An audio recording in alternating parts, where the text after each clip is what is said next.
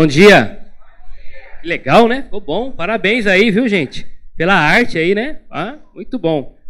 Gente, falar em arte, o acampamento está há 4 meses já. A gente está divulgando há 7, já chegamos a 4 meses. E hoje nós vamos intensificar aqui as inscrições. Então nós montamos um cenário lá fora, tá bom? Adolescentes e jovens. Hoje, tá bom? Não vai deixar, não, ainda falta 4 meses. O primeiro lote, que vai até o fim desse ano, então já faltam 2 meses para você enquadrar no primeiro lote. O que é o primeiro lote? É uma oferta para você pagar mais barato, obviamente. Se você não fizer uma inscrição até o fim desse ano, você vai entrar então no segundo lote. Vai pagar mais caro. Então se programe. Pai, mãe de adolescente, não deixa para chegar lá no final de janeiro, fevereiro. Ai, pastor, é muito pesado pagar. Eu tenho 2 filhos, tenho 3, tenho 15. Então, eu já conheço essa história, tá bom? Vai agora lá, agora não, né? Mas assim que terminar, hoje eles vão estar ali depois da escola bíblica também. Hoje tem almoço na igreja, você vai ficar um tempinho a mais, então fica tranquilo. Passa lá fora, a equipe vai estar ali recebendo. Você, mas eu não tenho dinheiro hoje. Então o que você vai fazer hoje? Olha, meu filho vai, minha filha vai, e eu pretendo pagar dessa e dessa forma. Pelo menos deixa ali acordado como você pretende pagar, quando que você vai dar até o fim desse ano o seu sinal, né, a sua entrada, para garantir a sua inscrição no primeiro lote, o lote mais barato, tá bom? Nós precisamos ter essa noção para nos programarmos também. Então, é a primeira vez que nós vamos fazer um acampamento com adolescentes e jovens juntos. Então, a galera que começa aí com 12 anos e vai até casar. Tá bom? E tem até casado que está indo também. Casadinho novo assim, né? Também está indo. É o acampamento de carnaval. Vai ser em março. Mas, programe-se. Por quê? 4 meses, você já pode dividir aí e pagar em 4 vezes. Tá bom? Fica bem mais suave. Tá legal? Então, lá fora, passa lá e tem aqui o flyerzinho para você que é jovem, adolescente ou pai, mãe de adolescente, quer entender um pouco melhor, tema, já tem tudo bonitinho. Pega com a gente ali também, tá bom? Para participar e já se programar. Outra coisa interessante, maravilhosa que aconteceu aqui foi o bazar ontem. Quem esteve aqui no bazar? Quem deu uma passadinha no bazar? Olha aí.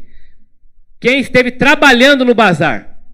Olha aí, eu sei que eu vi várias pessoas, dezenas de pessoas, mulheres, alguns homens também ajudando no bazar. E assim, foi uma bênção. Gente que passou aqui durante o dia de ontem, sendo abençoada e também sendo instrumento de bênção para a igreja. E eu quero agradecer a todos vocês que doaram. Foram muitas doações, estava lotado aqui, ainda sobrou muita coisa que a gente pôde doar para outros. Amém? Podemos doar no final para outras entidades que vão ser abençoadas também com isso. E, gente, teve gente que chegou aqui, visitou e falou assim, eu quero conhecer a igreja porque eu fui muito bem recebido aqui. A organização, o carinho, isso me fez querer conhecer a igreja. Quando é que é o culto e tal? Olha que bênção. Como serviu, foi além do nosso propósito, né? Deus é maravilhoso. E assim, não está fechado completamente os centavos aí, mas já temos uma prévia de que arrecadamos em torno de R$8.000 no bazar. Glória a Deus, para a construção, amém? Então, muito obrigado, foi uma bênção mesmo. E agora, para fechar, você vai ficar aqui hoje, vai almoçar e nós vamos, nesse fim de semana, bater os 10 mil, pode ser? Pode ser? Então hoje lá em cima, R$15 o almoço, você vai ficar, vai celebrar com a gente esse tempo. E olha, gente, R$15 um estrogonofe, né? Você também não vai ter que ir para casa fazer almoço ou comprar o frango lá, que é quase esse preço, não é mais, né? Então você vai ficar com a gente aqui, vamos bater essa meta dos 10 mil nesse final de semana. Tá bom? E hoje, falando do tema, além do Oscar, esse aí é o filme, né, que foi indicado aí, teve 4 indicações para o Oscar, o filme que foi lançado no ano 2000, A Espera de um Milagre. Eu assisti faz tempo, né? Mas tem gente que gosta tanto que lembra até dos detalhes do nome dos personagens, né? Do Joey. Lembra do Joey? Aquele ator, infelizmente já falecido, né? Mas é a história de um camarada que é acusado da morte de 2 crianças, né? E aí ele começa, quando ele é preso, ele desenvolve um relacionamento ali com o responsável ali pelo cárcere. E o filme então vai mostrar que esse preso, ele tem alguns poderes especiais, paranormais, alguma coisa do tipo. Enfim, se você estiver curioso, depois você assiste. Mas o que nós vamos falar em cima disso, e nós estamos aproveitando esses filmes premiados que receberam Oscar para falarmos de grandes histórias, né, e personagens da Bíblia, que se estivéssemos vivendo nos dias de hoje e transformássemos isso num filme, também seriam dignos de Oscar no dia de hoje. Mas o que nós vamos falar da espera de um milagre não é esse tipo de milagre aí, tá bom? Você que está encalhado, que está encalhada aí e está esperando um marido, está esperando uma esposa, não é esse tipo de milagre que nós vamos tratar aqui, tá bom? Então não é o seu estado civil. E também não é esse tipo de milagre que nós vamos falar se você está esperando um mundial e ainda não tem. Não é esse tipo de milagre também que nós vamos tratar aqui hoje. Quero deixar isso muito bem claro, tá? Eu acho que o primeiro é mais fácil de conseguir do que esse aí. Mas eu quero que você abra a sua Bíblia no livro de 1 Samuel. Hoje também nós vamos celebrar a ceia do Senhor, o tempo está corrido.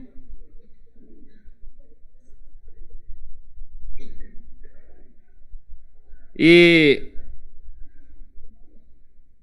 milagre é aquilo que foge do natural, do comum, não tem explicação humana, porque só Deus pode fazer. Deus faz milagre ainda hoje? Qual é o maior milagre que Deus faz hoje? Esse é bom. Mas tem uma explicação. Qual é o maior milagre que Deus faz hoje? Começa com sal, termina com vação. Hã?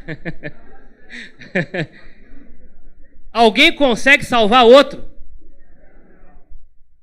Tem uma explicação humana, natural? Como que pode uma pessoa, de uma hora para outra, sair do inferno e ser transportada para o céu, eternamente garantido lá? Tem explicação humana para isso? Alguém consegue fazer isso? Só quem pode fazer isso? Deus. E quem ele usa para fazer isso? Hã? Quem ele usa para fazer isso? Quem ele decidiu usar para operar esse milagre? Ele decidiu usar a mim e a você. E isso intensifica o milagre, porque se Deus me usa para um negócio desse, é porque o negócio é milagroso mesmo, né? Se Deus usa um traste como esse, você viu o Cidiel que ele falou aqui? Se até o Cidiel Deus usa para evangelizar, para ganhar alma, então...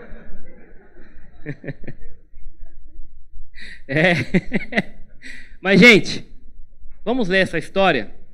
E é claro que a gente costuma, às vezes, tem que tomar cuidado para não baratear milagre, tá? Que tem coisa que acontece, a pessoa estava com uma dor de cabeça, aí, né, daqui a pouco foi lá, tomou um remédio, não passou, tomou outro, não passou, aí esperou um pouquinho, daqui a pouco foi melhorando, passou, e aí ela fala assim, olha, Deus fez um milagre na minha vida hoje, estava com dor de cabeça, tomei tudo quanto é remédio, não passava, mas ontem foi dormir, orei, aí acordei, não estou mais com dor de cabeça. De repente é que demorou um pouco mais para fazer efeito o remédio, né, e tudo mais. Então, assim, toma cuidado para não baratear milagre, né? Milagre é aquilo que não tem explicação, homem nenhum pode fazer, e nem consegue explicar, só Deus pode fazer, sobrenatural mesmo, tá bom? E aqui, então, nós temos a história, livro de Samuel, primeiro livro de Samuel, na verdade, nós temos dois, né? 1 Samuel, 2 Samuel, eles eram a princípio um livro só, e vai contar a história dos reinos de Israel, especialmente a transição da teocracia, né, para a monarquia, o reino que estava dividido, aí depois no período dos juízes, e Deus vai usar Samuel exatamente nessa transição para a escolha de um rei humano contra gosto de Deus, e o povo vai sofrer com isso também, mas Deus vai levantar esse homem, juiz, profeta, sacerdote, para esse período tão importante da transição de Saul para o reinado de Davi, para o povo de Israel. Um povo que estava oprimido especialmente pelos filisteus nessa época, aproximadamente aí 730 a.C. E aqui então o texto começa narrando a história. Versículo 1, havia um homem de Ramataim Zofim, na região montanhosa de Efraim, chamado Eucana, filho de Jeroão, filho de Eliú, filho de Tou, filho de Zuf e Efraimita. E aqui só um detalhe, apesar de estar morando na região de Efraim, essa família era levita. Como os levitas não tinham terra, então eles habitavam em terras de outras tribos. Então, nesse caso, o Eucana, levita, da linhagem de Levi, morando aqui na região de Efraim. Ele tinha 2 mulheres, ok? Isso também, obviamente, é desautorizado, permitido por Deus, mas contra o gosto de Deus.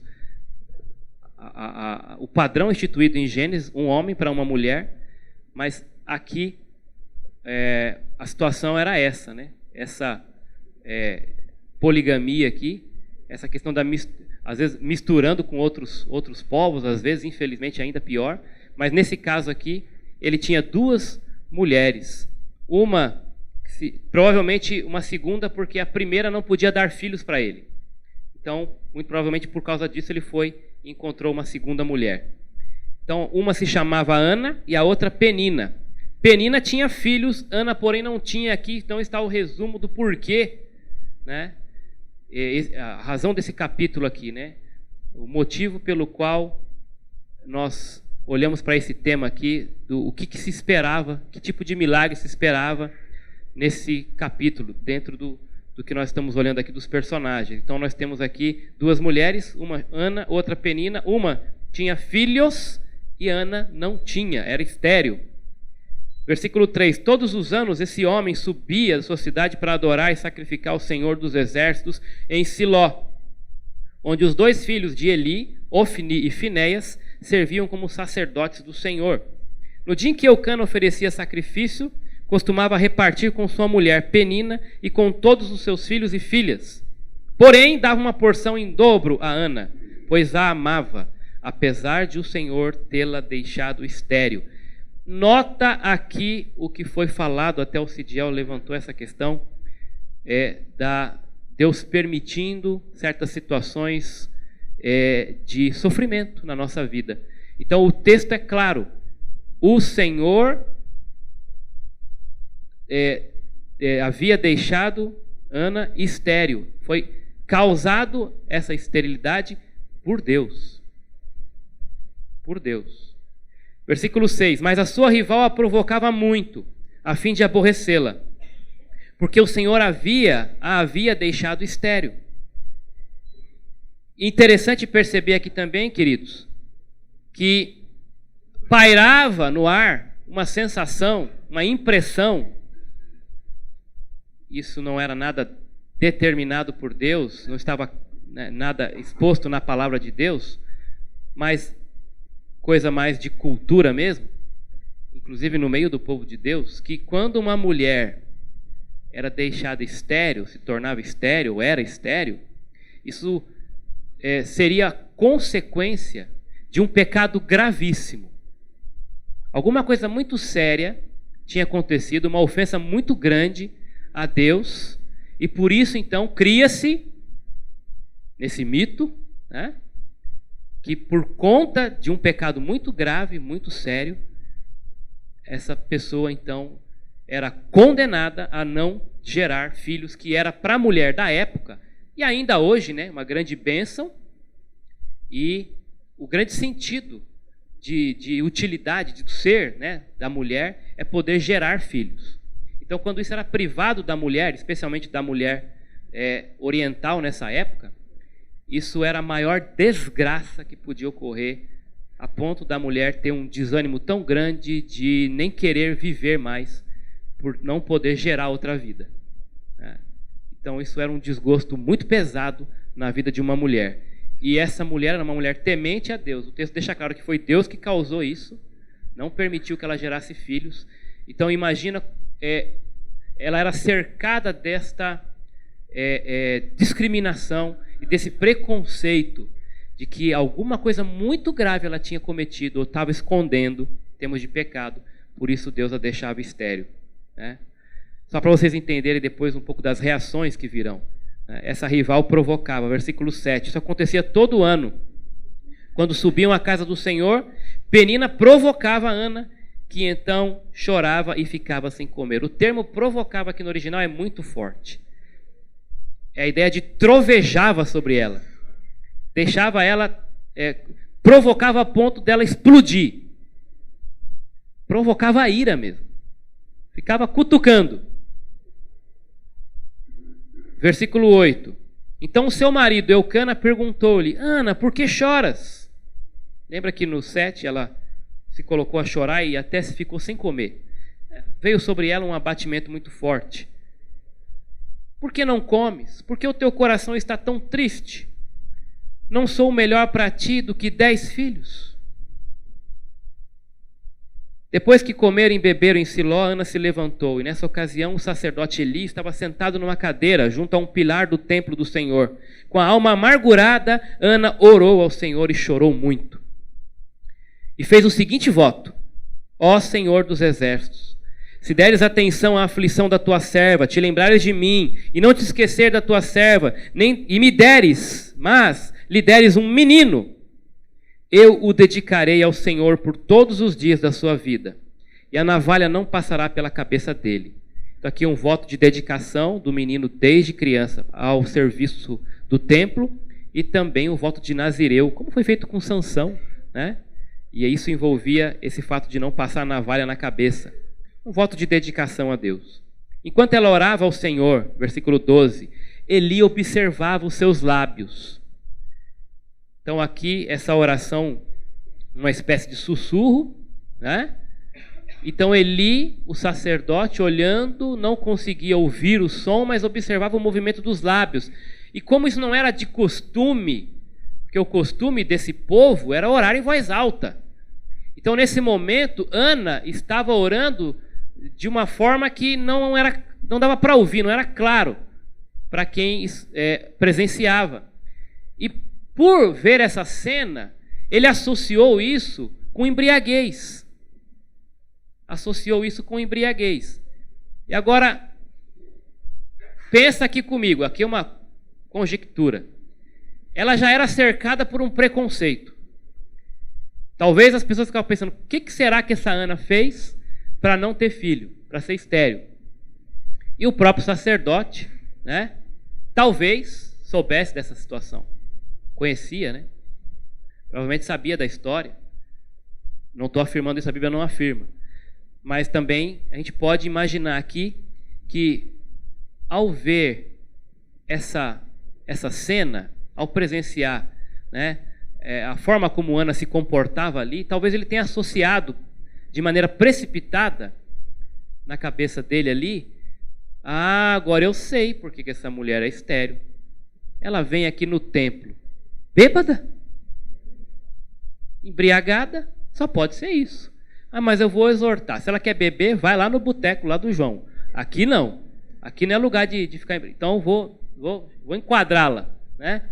E aí ele foi muito precipitado. Apesar de ser um líder, né, um líder espiritual, apesar de realmente ser autoridade naquele momento ali, ele usou de maneira precipitada dessa autoridade. Então ele vai chegar no versículo 13, como Ana orava em silêncio, seus lábios se moviam, mas não se ouvia a voz, por isso Eli pensou que ela estivesse embriagada. E aí ele vai dizer no versículo 14: até quando ficarás embriagada? Deixe de beber vinho. Olha aqui a bronca que ele, né, vai trazer para Ana. Versículo 15, Ana responde: não, meu senhor, sou uma mulher angustiada.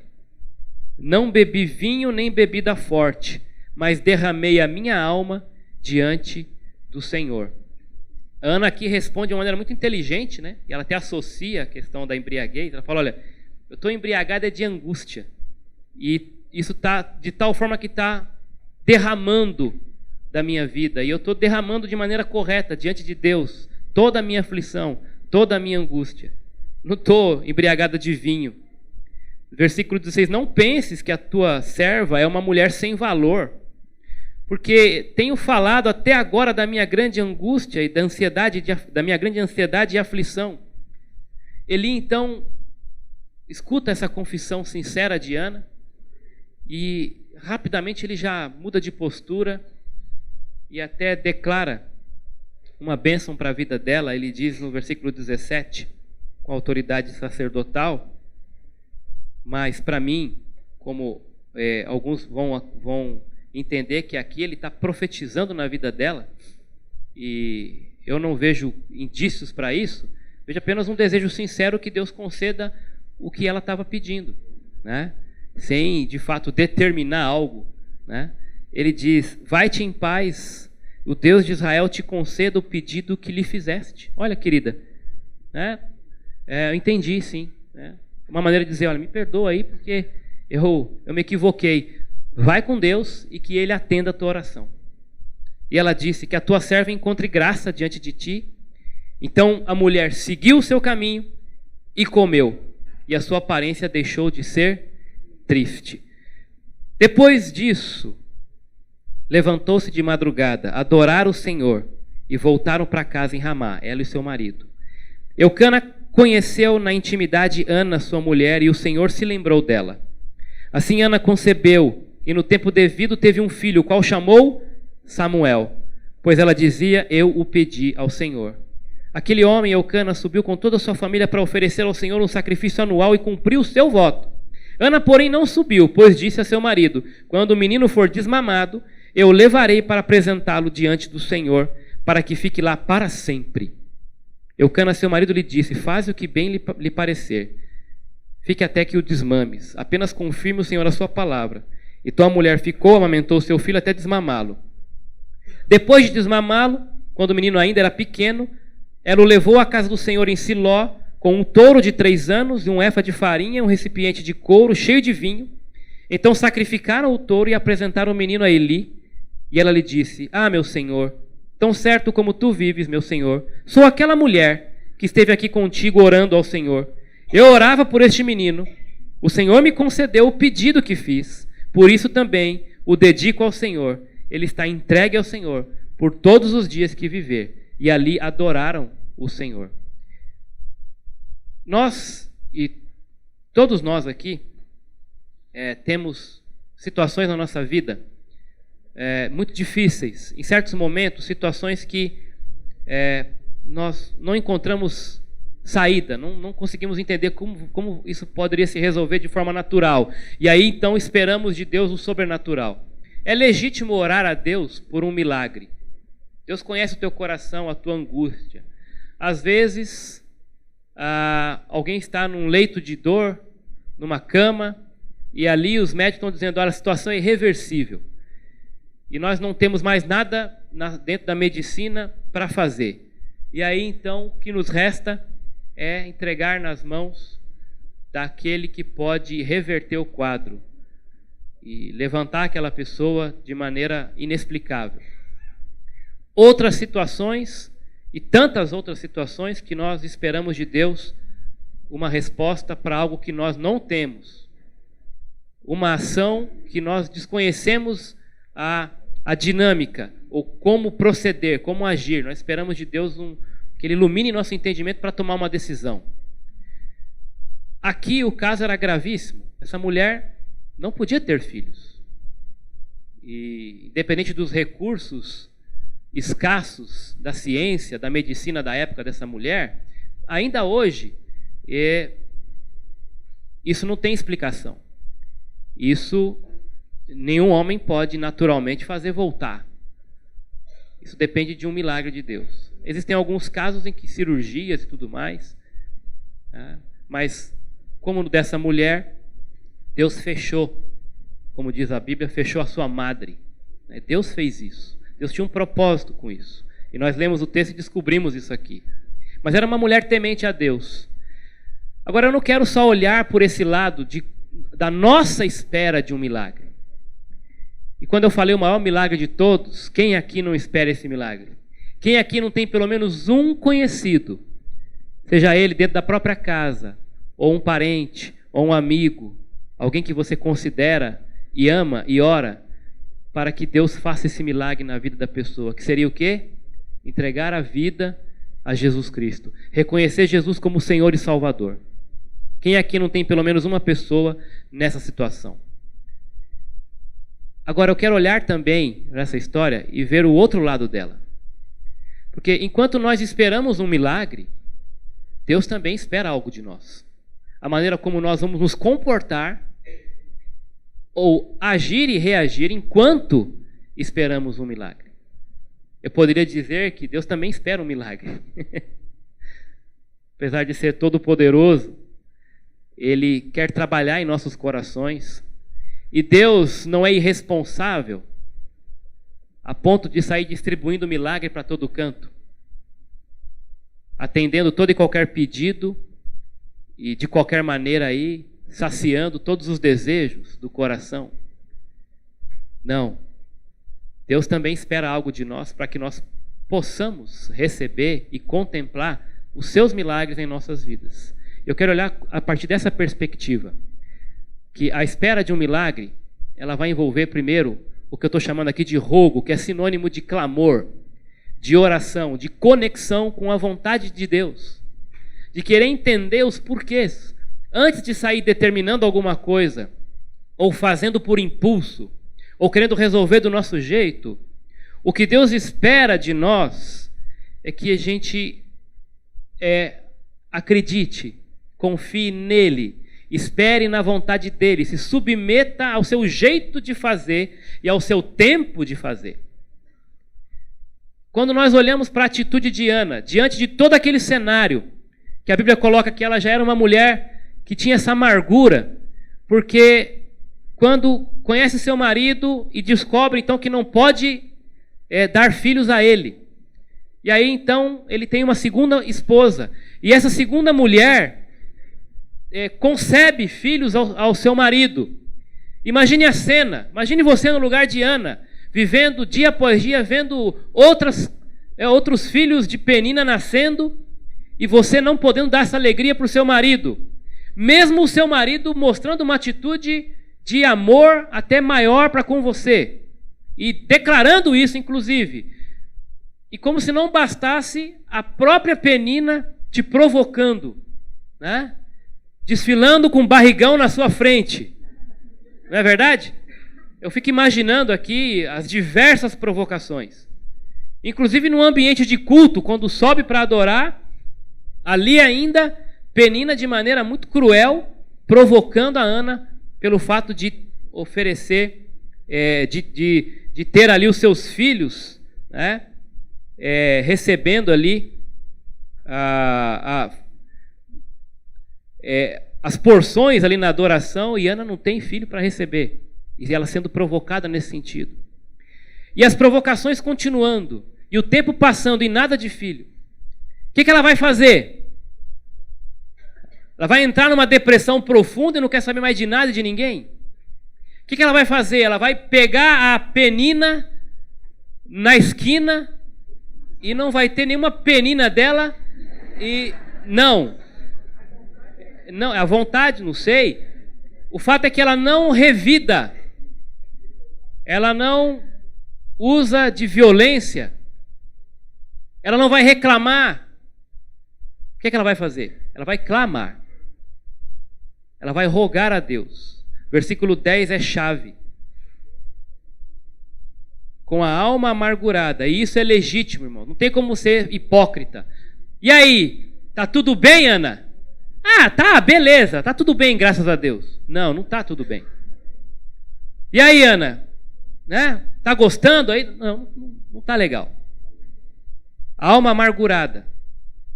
Ah, não, crente não chora. Né? Chora sim. Né? E essa história de que crente não sofre, eu não aceito, eu determino, não entra nessa. Crente sofre sim, e você vê que muitas vezes o motivo do sofrimento é causado pelo próprio Deus. A grande maioria dos nossos sofrimentos são causados pelo nosso pecado. pela nossa vida irreverente, de não levar em conta a palavra de Deus, as verdades da palavra. Sofremos por causa disso. Mas temos que admitir que em outros tantos casos, Deus permite sofrimento, porque Ele quer trabalhar, quer forjar a nossa vida ao seu caráter, à sua imagem. Porque o próprio Senhor Jesus, a Bíblia diz, aprendeu a obediência pelas coisas que sofreu. Então Deus quer trabalhar em nossas vidas quando permite certas situações. Então você tem que fazer uma avaliação. Quando você estiver sofrendo, você tem que olhar e pensar, por que está acontecendo isso? Ah não, estou sofrendo aqui um problema na minha vida financeira, mas agora eu estou entendendo, eu comprei tal coisa, não devia ter comprado, comprei e fiz uma dívida daquilo ali, não devia ter feito. Tá, então é por isso que está chegando os boletos, né? Não vem do nada, né? Então, peraí, eu tenho que acertar a situação, ser responsável nesse sentido. Mas às vezes você vai olhar e falar assim, por que está acontecendo isso? Eu tenho tratado aquela pessoa tão bem, eu tenho feito tudo certinho aqui, e parece que essa pessoa se levantou como uma rival minha, e não tem motivo. Eu tenho tratado ela bem, nunca ofendi, mas está me perseguindo. Os problemas estão chegando, eu não consigo encontrar uma causa de minha responsabilidade. E aí então o que você vai fazer? Você vai colocar diante de Deus. Porque até para identificar essa causa, você tem que orar. Você tem que perguntar para o Senhor. Essa avaliação tem que fazer diante de Deus. Diante de Deus.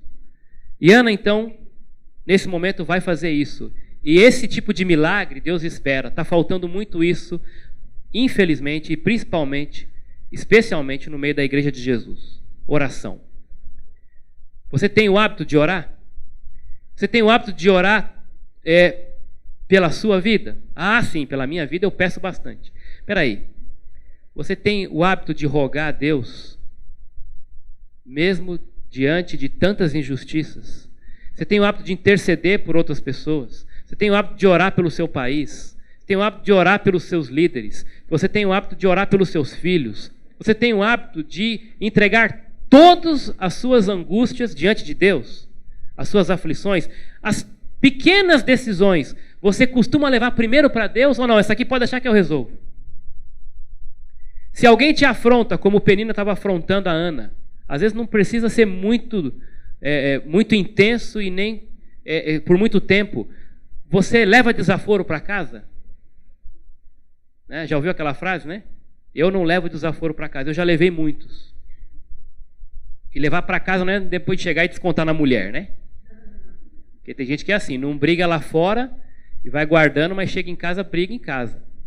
Né? Desconta tudo em casa, porque o dia foi tão... Estava tão cheio de... Segurei tanta coisa lá no trabalho e eu preciso descarregar isso. Aonde que vai descarregar? Não é em casa, é no trono de Deus. Também no trono de Deus, né? Não vai também... Né? Às vezes dá uns probleminha físico também, né? Tá tão atribulado, né?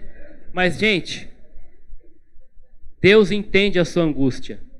Deus entende o que você está passando. Não seja precipitado. Essa é uma virtude, é um milagre, né? Vamos dizer assim, entre aspas, que Deus espera. Ele quer ver o povo dele clamando. Ele quer ver o povo dele orando, porque isso o glorifica, porque mostra que nós dependemos dele, que não há nada mais importante para nós do que a opinião e o que Deus considera ser certo, correto e verdadeiro nas nossas atitudes, nas nossas ações, nos nossos pensamentos. Eu tenho que saber primeiramente o que Deus acha, o que Deus pensa, o que a palavra dele diz, e para isso eu preciso me conectar com ele, e a forma de conectar com ele é por meio da oração e da palavra. Você tem feito isso? Tem decisão importante para fazer? Para quem você pergunta primeiro? O que você faz primeiro quando tem algo para decidir? A espera de um milagre envolve o rogo. Mas ela envolve também... Desculpa, tem uma frase do filme. Ele diz assim: estou cansado da dor que sinto e ouço no mundo todo dia. Interessante essa frase, porque quando ele é confrontado nessa cena, o chefe chega para ele e fala assim, o Tom Hanks ali, né? O carcereiro, o principal ali, o chefe. Você está sabendo que falta 2 dias, né, para a execução. Você quer que eu faça alguma coisa para deixar você fugir? Porque ele já tinha sentido que o cara, né, era gente boa, né? E aí ele fala isso aí. Ele fala, faz o que você tem que fazer. Não desista do que você vai fazer. E aí ele começa a chorar e diz essa frase. Eu estou cansado. Será que você já disse isso alguma vez? Olha, a vida está tão pesada. Está tão duro de viver. Que eu preferia estar indo para uma cadeira elétrica. É muito problema para resolver. Eu estou cansado. E olha, eu tento ser bom. Eu tento ser honesto. Eu tento fazer as coisas de maneira direita. Mas a dor que eu sinto e ouço no mundo todo dia. O mundo é cruel. O mundo é cruel. Cercado, contaminado, corrompido de pecado. E você está nesse mundo, irmão. Você também é pecador, mas Deus te chamou para ser o diferencial, ser luz. Deus, por meio da sua igreja, quer trazer esperança para esse mundo. Então você não pode desistir. Você não pode largar a mão. Você não pode ser medíocre, porque Deus colocou você como luzeiro. Você não pode se esconder debaixo de uma cama. O mundo está clamando, como esse camarada está dizendo aí, eu estou cansado. E tem que levantar uma voz dizendo, há esperança, tem saída, tem solução, tem salvação. A vida pode ter uma perspectiva eterna em Cristo Jesus. A nossa esperança não está nessas coisas do mundo. A nossa esperança está em Deus. E aí, voltando lá, vamos ler esse texto. Jonas, nós acabamos de fazer um estudo de Jonas, né? E o que eles fazem, o que aqueles marinheiros fazem no capítulo 1, versículo 14, quando a coisa começa a pegar ali, o vento sopra, tá, o mar agitado. O que eles fazem?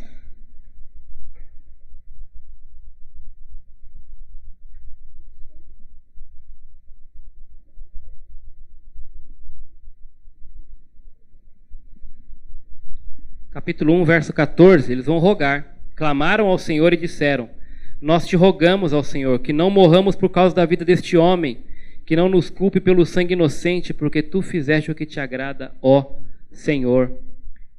E no texto de Mateus, nós somos inclinados a rogar para que Deus mande mais trabalhadores para a sua seara. Está com dificuldade? Tem um problema à frente? Tem uma situação que você não sabe, não consegue entender como vai sair dela? Tem uma necessidade muito grande? O que eu tenho que fazer? Rogar a Deus. Envolve respeito. A espera de um milagre envolve o rogo e envolve o respeito. Quando nós vemos nos versos 15 a 18, Ana é confrontada por Eli. Eli é uma autoridade. Eli se equivoca quando vê Ana mexendo os lábios e vai ali exortá-la. De maneira precipitada, ele fala bobeira. Até quando você vai ficar bebendo aí? Vai ficar embriagada? E Ana não responde com estupidez, com ignorância, não age com violência. Ana age e responde ainda com respeito. Esse é outro milagre que Deus espera do povo dele especialmente. Está faltando respeito. Está faltando respeito por autoridade. Está faltando respeito de marido e mulher, pais e filhos, respeito entre irmãos, ovelha e pastor. Está faltando respeito nesse mundo. O mundo não respeita mais ninguém. As pessoas não se respeitam. E isso não pode contaminar a igreja, como tem contaminado. Você, como cristão, vai sofrer muita injustiça nesse mundo. No trabalho do seu patrão, enfim, de incrédulos. Mas você, de novo, você é luz. E primeiro você deve colocar isso diante do Senhor. E não deve ferir o testemunho, a santidade de Cristo, por causa dos seus direitos, entre aspas. e nisso faltar com respeito. Ana poderia ter dado uma resposta aqui para o Eli e desmontado ele, mas ela foi respeitosa na sua resposta. Ela não faltou com respeito. Ana foi provocada por Penina o tempo todo. Você não vê Ana faltando com respeito para com ela, porque ela também era mulher do seu marido. O próprio marido, que foi gentil no ponto de dizer assim, olha, eu te trato bem, Ana, não fica assim, eu não sou melhor para você do que 10 filhos. Ela também poderia ter dado uma resposta, mas não é você que não tem filho. Não é isso, não está acontecendo com você. E às vezes esposas e maridos também se precipitam muito nas palavras. E a gente ofende geralmente quem mais a gente ama, não é verdade? Falta com respeito, se precipita, porque não está nem orando mais. Se estivesse orando, talvez estaria tendo mais cuidado também com as palavras, com o comportamento. O Eucana, ele poderia ter tido uma outra atitude, de se unir a Ana na sua angústia e dizer, vamos nós juntos orar para Deus te dar um filho. Vamos juntos, eu estou contigo. Olha, eu entendo a tua angústia. Eu vou orar junto com você. Mas ele falou, não, eu não sou melhor do que 10 filhos, para com isso. Pressionando.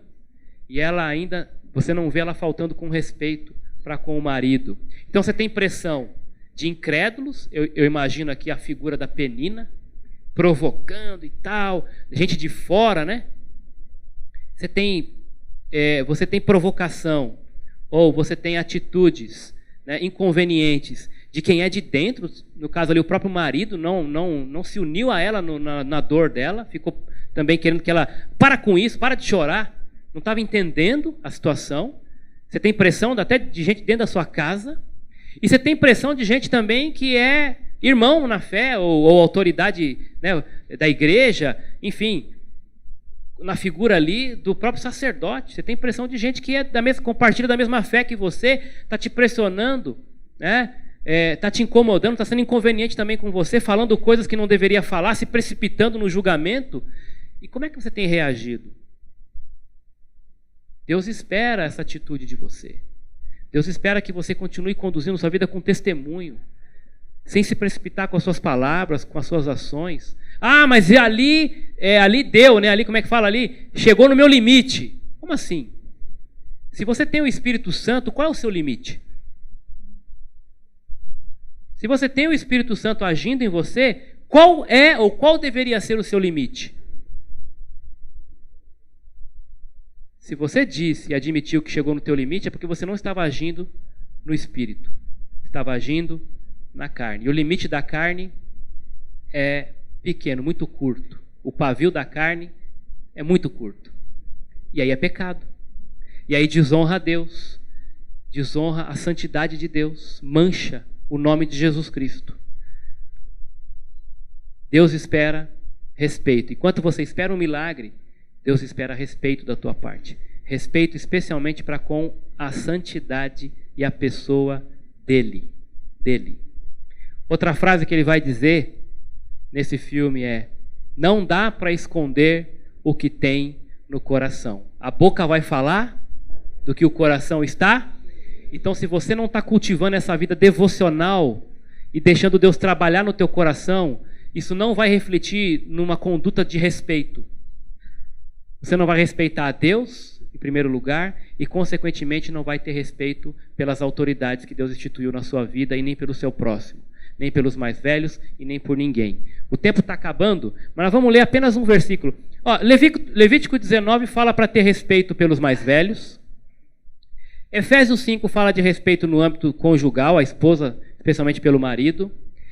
1 Timóteo 2 fala para você ter respeito pelas autoridades instituídas. São alguns patamares aqui hierárquicos, né, de autoridade que Deus instituiu nas nossas vidas, que nós temos que zelar e ter respeito. Só leia Levítico, para a gente pelo menos passar um versículo aí, o respeito pelos idosos, aqui pelos mais velhos, né? Levítico 19, acho que é esse o texto. Cada um de vós respeitará sua mãe e seu pai. Esse é pai e mãe. E guardareis os meus sábados, eu sou o Senhor, o vosso Deus. Então, respeito pela figura da autoridade do pai e da mãe, e por aquilo que Deus instituiu como sagrado. E, consequentemente, o respeito ao próprio Deus. Finalmente, Deus espera, enquanto você espera um milagre, Deus espera de você que você haja com responsabilidade. Tudo bem, Ana foi lá, orou ao Senhor. Nesse meio tempo, sendo atacada, criticada, mal interpretada, ela não faltou com respeito. Mas aí, quando o sacerdote fala, vá em paz, que Deus te conceda, ela então, o que ela faz? Sai dali, o texto vai dizer, primeira coisa que ela faz, ela come.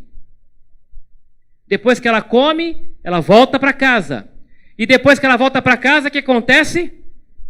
Ela vai se deitar com seu marido. Vocês percebem? Ela estava esperando um milagre, mas não ficou ali só orando. Só, entenda o que eu quero dizer com só, tá bom? Ela não ficou ali parada. Ela não ficou ali só na angústia, deprimida, sem fazer nada. Ela entendia que o milagre de Deus passaria por uma ação responsável da parte dela. Enquanto eu espero o milagre, eu trabalho. Eu vou atrás. Eu não fico ali, né? Apenas indo na consulta do psicólogo, esperando que as coisas aconteçam. Deus quer que você se mexa, que você acredite nele, tenha fé na pessoa dele, na palavra dele, e isso te leve a agir nessa expectativa, não a ficar prostrado, deprimido, paralisado, se autocomiserando, achando que você é um coitado, que os outros têm que fazer tudo por você. Deus espera uma ação. Ela entendeu isso, então a primeira coisa que ela fez, ela come. Por quê? Precisava comer. Senão não ia conseguir nem deitar com o marido. Fraca. É verdade. Então o que ela faz? Vai lá, atitude responsável. Volta para casa. E aí, o que precisava? Se Deus vai abrir meu ventre e vai me dar um filho, o que eu preciso fazer? Deitar com meu marido. Não sou Maria? Sou Ana. Não é? Então não vai nascer do nada. Ela foi lá e, de maneira responsável, teve intimidade com seu marido. Você percebe a atitude prática, responsável de Ana, à espera de um milagre, agiu. Foi lá, foi atrás, foi trabalhar. E outra coisa importantíssima, e o tempo já estourou. O nenê nasce. Beleza, meu filho. Agora, espera aí. O que ela tinha falado antes? Ela fez um voto.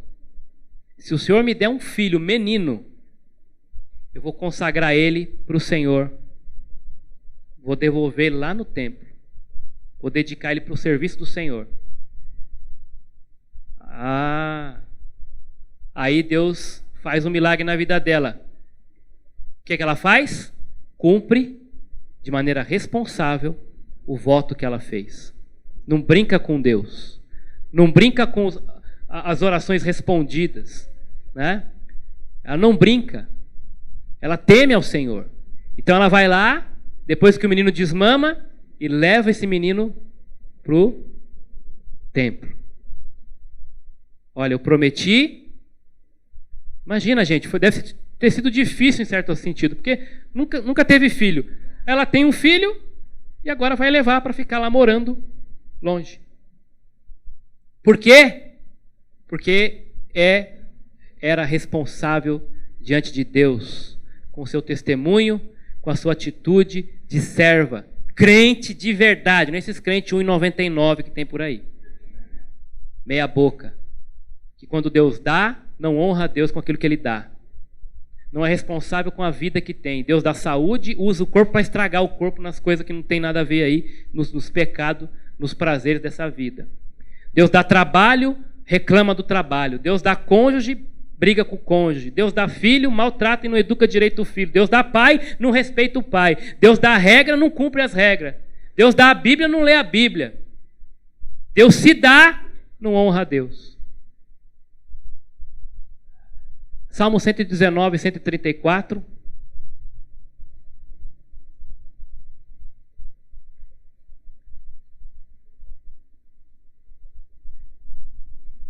O texto diz assim: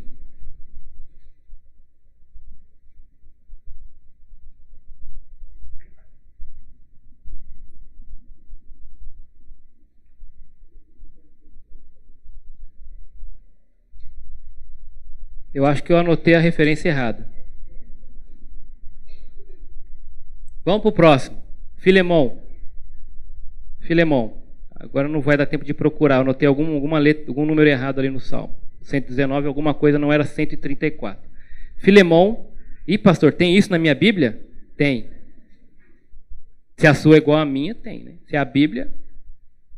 Filemão, verso 18 e 19. Paulo, de maneira responsável, vai dizer assim, falando a respeito de Filemão: se ele te causou algum prejuízo ou te deve alguma coisa, lança-o na minha conta. Eu, Paulo, escrevo isso de próprio punho, o pagarei, para não mencionar que tu me deves até a ti mesmo. Paulo, de maneira responsável, está dizendo o seguinte: olha, estou te mandando um escravo a ele. Quem conhece o escrito de Filemão, a carta a Filemão, vai entender. Paulo vai dizer assim: olha, ele está restaurado, ele fugiu, mas agora ele está restaurado, ele teve uma mudança de vida, eu estou mandando ele de volta para você. E se alguma coisa ele te prejudicou, ele te deve, pode botar na minha conta.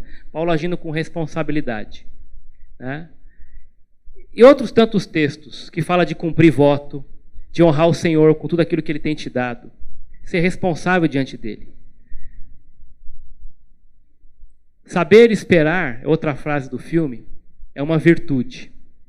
Aceitar sem questionar que cada coisa tem um tempo certo para acontecer é ter fé. E Deus sabe do que você precisa. Deus conhece a sua vida. E Ele espera que você, enquanto você espera um milagre, Ele espera que você rogue, Ele espera que você respeite, e Ele espera que você seja responsável nesse tempo, em todo o tempo. Para terminar, outra frase que tem tudo a ver com a ceia do Senhor, que nós vamos celebrar em seguida, diz: cada um a seu tempo, nós todos vamos morrer, não há exceções. A pergunta é: se você morresse hoje, você teria certeza que estaria com Jesus no céu? E para você que tem essa certeza, enquanto você está vivendo, você tem vivido para esse Deus que já morreu por você? Se você vive para Ele hoje, é porque um dia Ele morreu por você lá atrás. Se você vive para Ele hoje, é porque Ele já morreu por você lá atrás. E como você está vivendo para Ele? Ele espera algo também.